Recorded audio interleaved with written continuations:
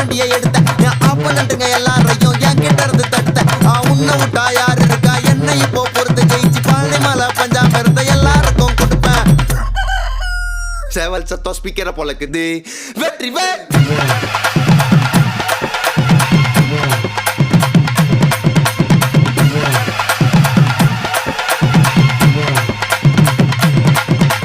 கிருத்திகைக்கு விரதம் நாங்க கவுச்சி சாப்பிட மாட்டோம் திருத்தணிக்கு சந்தனத்தை தேய்ச்சி மூட்டைய